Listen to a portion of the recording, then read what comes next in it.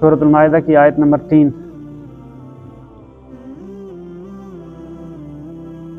अऊज़ु बिल्लाहि मिनश शैतानिर रजीम। बिस्मिल्लाहिर रहमानिर रहीम।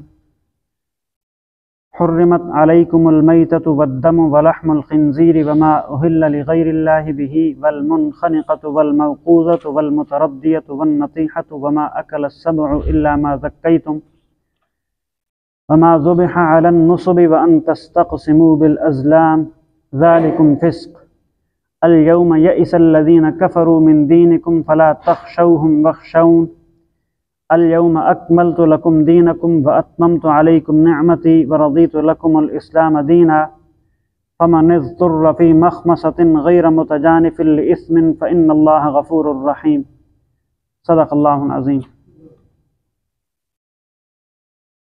हुर्रिमत अलैकुम, तुम्हारे ऊपर हराम कर दिया गया, अलमैततु मुर्दार को, वद्दमु और खून को, वलहमुल खिंज़ीरी और खिंज़ीर के गोश्त को, वमा उहिल्ल लिग़ैरिल्लाहि बिही और हर उस चीज़ को जिसे गैरुल्लाह के लिए नामज़द कर दिया गया हो, वल मुनख़निक़तु और वो जानवर जिसे गला घोंट कर मार दिया गया हो, वल मौक़ूज़तु और जिसे चोट मार कर हलाक किया गया हो, वल मुतरद्दियतु और जो ऊपर से गिर कर मरा हो, वन नतीहतु और जिसे किसी जानवर ने सींग मार कर हलाक किया हो, वमा अकल सबउ और जिसे किसी दरिंदे ने खा लिया हो, इल्ला मा ज़क्कैतुम इल्ला ये कि तुम इसको ज़िबा कर चुके हो, वमा ज़ुबिहा अलन नुसबि और वो जानवर भी हराम है जिसे बुतों की कुर्बानगाह पर ज़िबा किया गया हो, व अन तस्तक़सिमू बिल अज़लाम और ये बात भी तुम्हारे लिए हराम है कि तुम जुए के तीरों से तकसीम करो। ज़ालिकुम फ़िस्क़, ये सारी बातें सख्त गुनाह की हैं। अल यौम यइसल लज़ीना कफ़रू मिन दीनिकुम, आज काफिर लोग तुम्हारे दीन के मग़लूब होने से नाउमीद हो गए हैं। फ़ला तख़शौहुम वख़शौन, लिहाजा उनसे मत डरो और मेरा डर दिल में रखो। अल यौम अकमलतु लकुम दीनकुम, आज मैंने तुम्हारे लिए तुम्हारा दीन मुकम्मल कर दिया। व अत्ममतु अलैकुम निअमती और तुम पर अपनी नेमत पूरी कर दी। व रज़ीतु लकुमुल इस्लाम दीना और तुम्हारे लिए इस्लाम को दीन के तौर पर पसंद कर लिया। फ़मन इज़्तुर्र फ़ी मख़मसतिन, हाँ जो शख्स शदीद भूख के आलम में बिल्कुल मजबूर हो जाए, गैर मुतजानिफ़िन लिइस्मिन बशर्ते के गुनाह की रग़बत की बिना पर ऐसा न किया हो, फ़इन्नल्लाह गफ़ूरुर रहीम, तो बेशक अल्लाह बहुत माफ़ करने वाला बड़ा मेहरबान है। सदक़ल्लाहुल अज़ीम। सूरतुल माइदा की पहली 2 आयतों में हमने ये पढ़ लिया। अल्लाह रब्बुल इज़्ज़त ने सबसे पहले तो मुआहदों को पूरा करने का हुक्म दिया कि ईमान वाले जो भी मुआहदे करें उनको पूरा करें, और उन मुआहदों में वो अहकाम भी हैं जो अल्लाह रब्बुल इज़्ज़त ने जिन कामों के करने का हुक्म दिया उनको करना भी उन मुआहदों में शामिल है, और इसी तरह जिन चीज़ों से अल्लाह ने रोका उनसे रुक जाने पे पाबंद रहना, ये भी अल्लाह से किए गए मुआहदों में से एक मुआहदा है। फिर उसकी कुछ सूरतें हमने कल पढ़ी। अल्लाह रब्बुल इज़्ज़त ने हुक्म दिया कि भाई अल्लाह के जो शायर हैं, जो अल्लाह की निशानियाँ हैं, उनकी हुर्मत को मलहूज़ रखो, और चाहे वो कुर्बानी के जानवर हों, चाहे कुर्बानी के लिए जाने वाले काफ़िले हों, चाहे हुर्मत वाले महीने हों, इन सारी चीज़ों की हुर्मत का ख्याल रखो। आज के दर्स में अल्लाह रब्बुल इज़्ज़त ने कुछ और चीज़ें उनके हराम होने का जिक्र किया, क्योंकि सूरत के पहली आयत में हम ये पढ़ चुके हैं। अल्लाह रब्बुल इज़्ज़त ने फरमाया था कि उहिल्लत लकुम बहीमतुल अनाम, कि तुम्हारे लिए मवेशियों को हलाल कर दिया गया। अलबत्ता फिर उसके बाद ये भी फरमाया था कि इल्ला मा युत्ला अलैकुम, अलबत्ता जिन चीज़ों के बारे में तुम्हें पढ़ कर सुना दिया जाएगा कि भाई ये हराम है, वो जानवर जो है मवेशियों में से हराम रहेंगे। अब अल्लाह रब्बुल इज़्ज़त ने इस आयत में कुछ उन मवेशियों का और इसके अलावा कुछ और भी जानवरों का जिनको खाना अल्लाह रब्बुल इज़्ज़त ने हराम कर दिया है उनको जिक्र किया। चनाचे अल्लाह रब्बुल इज़्ज़त फरमाते हैं हुर्रिमत अलैकुमुल मैता, कि तुम्हारे लिए हराम कर दिया गया मुर्दार को। मुर्दार हर उस जानवर को कहते हैं जो ज़िबा किए बग़ैर मर जाए। जो जानवर ज़िबा किए बग़ैर किसी बीमारी की वजह से, किसी भी वजह से मर जाए, उसको मुर्दार कहते हैं। ऐसा जानवर जो है उसको हराम करार दिया गया, क्योंकि ज़िबा करने से उसका जो फासिद खून होता है वो निकल जाता है, इसलिए उसमें किसी बीमारी और जरासीम वगैरह का अंदेशा बाकी नहीं रहता। जिस्म इंसानी जिस्म के लिए वो नुकसानदेह नहीं रहता। लेकिन अगर किसी जानवर को ज़िबा नहीं किया गया तो ज़िबा के बगैर वो मर गया तो उसका जो खून है फासिद वो अंदर ही रह जाएगा, और फिर उसको खाना जो है वो इंसानी सेहत के लिए, इंसानी जिस्म के लिए नुकसानदेह होता है। इसलिए अल्लाह रब्बुल इज़्ज़त ने ऐसे जानवर को खाने से मना कर दिया कि भाई ये तुम्हारे लिए क्या है, हराम। तो पहली चीज़ होगी मुर्दार। दूसरे नंबर पर अल्लाह रब्बुल इज़्ज़त ने जिक्र, अलबत्ता दो चीज़ें ऐसी हैं जिनको जो है वो ज़िबा करना उनके लिए शर्त करार नहीं दिया गया शरीयत, एक मछली और एक टिड्डी।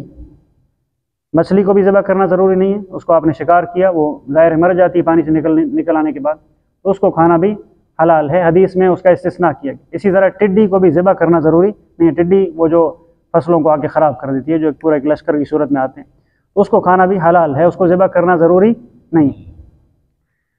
दूसरे नंबर पे क्योंकि उनमें खून होता ही नहीं है कि उनको ज़िबा करके उस खून को निकाला जाए, तो इसलिए उनको हलाल करार दिया गया। दूसरे नंबर पे जिस चीज़ को हराम किया गया इस आयत में, अल्लाह ने फरमाया वद्दम, और खून। यहाँ पे सिर्फ खून का जिक्र है।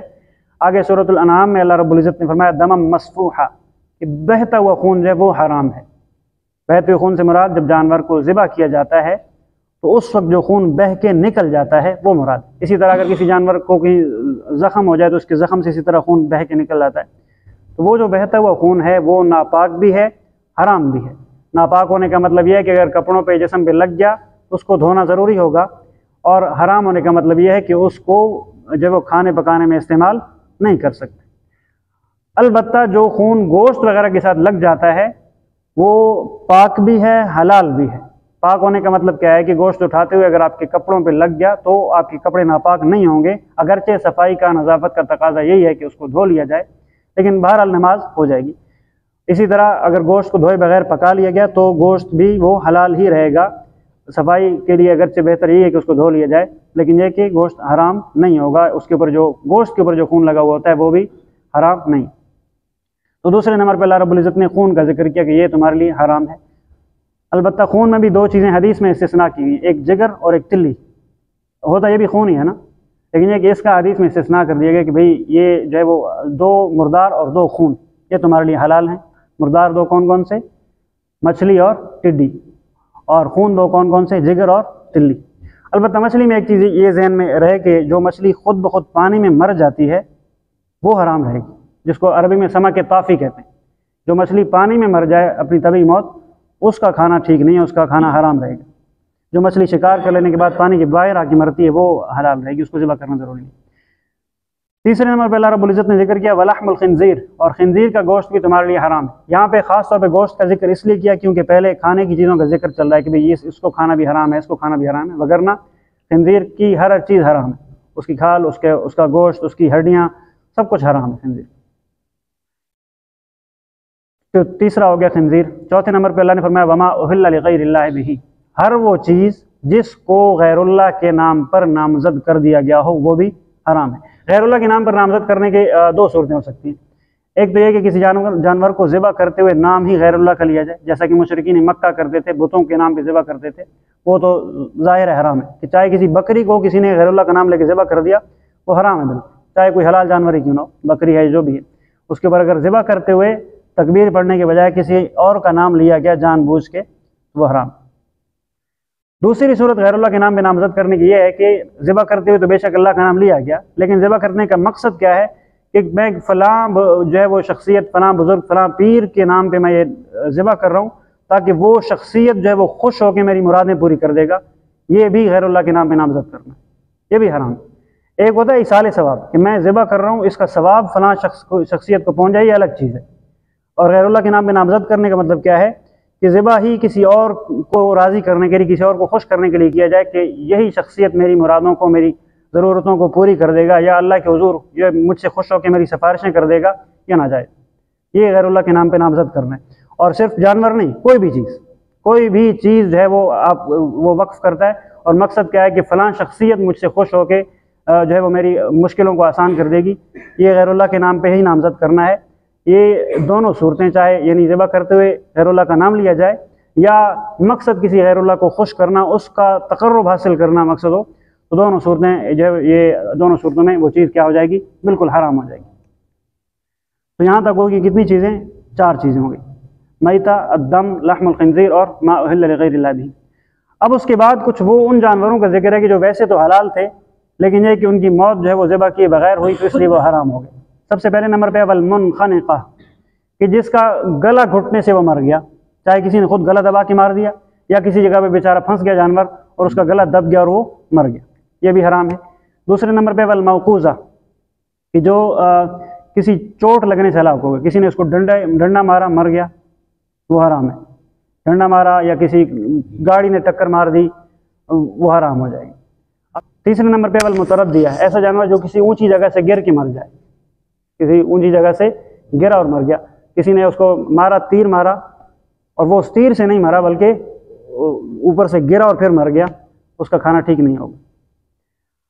या वैसे ही ऊपर चढ़ रहा था, ऊपर से गिर के मर गया, तो वो हराम होगा, उसका खाना ठीक नहीं होगा उस पर। उसके बाद चौथा वो जानवर वन नतीहा, जिसको किसी दूसरे जानवर ने सींग मारा और वो मर गया, किसी दूसरे जानवर से लड़ाई हुई, सींग मारा और वो जानवर मर गया, तो ये भी हराम हो जाएगा। ये 4 किस्म के जानवर जो वैसे तो हलाल थे, लेकिन इनकी मौत जो है वो इस तरह हुई जो है उनकी मौत जो है वो ज़िबा किए बगैर हो गई, तो इसलिए वो हराम करार दिए जाएगा उनको। उसके बाद 5वें नंबर पे वमा अकल सब, ऐसा जानवर जिसको दरिंदों ने खा लिया, जिसको दरिंदों ने पकड़ के खा लिया, वो भी हराम हो।